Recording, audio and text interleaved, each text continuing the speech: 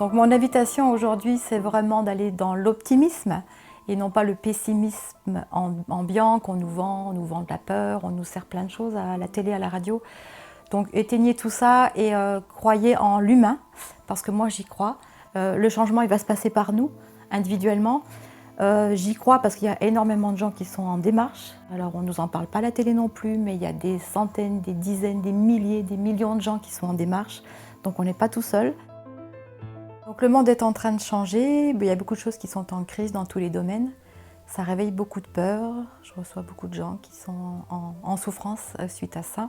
Et je pense qu'on peut chacun participer à cette transformation. Après, on a le choix de rester dans son coin, de faire ses méditations, de se recentrer sur soi. C'est une possibilité, on a le choix d'aller dans la rue et de se bagarrer, de lutter contre. Et il y a peut-être un entre-deux aussi à trouver, qui est peut-être de revenir à soi.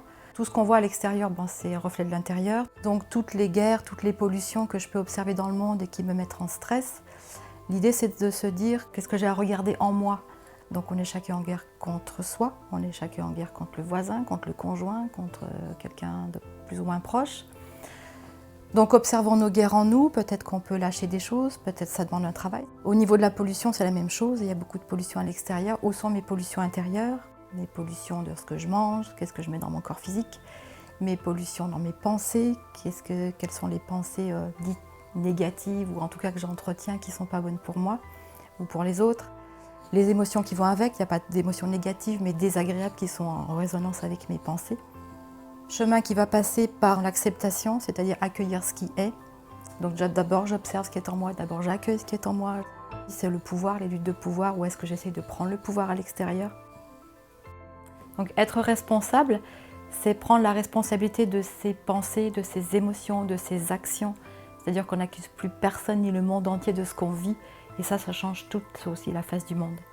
Et quant aux actions qu'on peut poser, elles vont partir du cœur. L'idée, c'est pas qu'est-ce que je peux faire, mais qu'est-ce que j'ai l'élan de faire. Quelle est mon intuition, quelle est mon évidence. Et allez-y comme ça, il n'y a pas besoin de savoir ce qu'on doit faire. Ça va venir tout seul. Je me suis formée pour l'accompagnement auprès de l'école Écoute ton corps de Lise Bourbeau. Plus qu'une formation d'ailleurs, c'est un travail personnel en fait. Et Lise Bourbeau, c'est une Québécoise qui a fondé cette école-là il y a plus de 35 ans et qui a écrit tous ces livres-là, dont certains sont très connus, comme Écoute ton corps, ou comme celui sur les 5 blessures qui m'a changé la vie, parce qu'un jour je me suis reconnue dans un des comportements qui est décrit précisément là-dedans. Ça ressemble à une petite souris qui se cache. Et après des années de travail, aujourd'hui je suis en mesure de faire des conférences, des ateliers. Et je n'aurais pas imaginé ça il y a quelques années. Des conférences sur l'amour de soi, sur l'écoute de ses besoins, sur tout ce qu'on a besoin de travailler.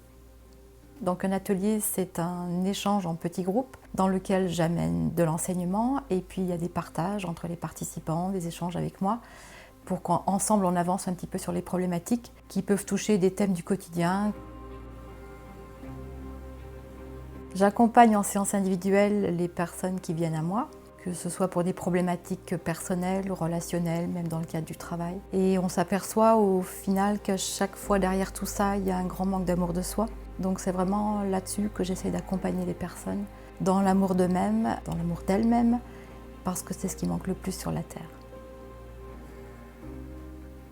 Donc j'invite chacun à faire son petit ménage intérieur, comme moi j'essaie de le faire encore tous les jours, pour que vraiment on participe à cette transformation du monde qui est déjà en cours. Et en même temps, faisons confiance à la vie, parce qu'il y a une grande force qui nous dépasse tous, qui gère la nature, qui gère les planètes, qui gère ce miracle de corps humain qui fonctionne tout seul. Donc je crois que tout ça nous dépasse et faisons confiance, ça nous amène où on doit aller. Donc de toute façon, on y va ensemble.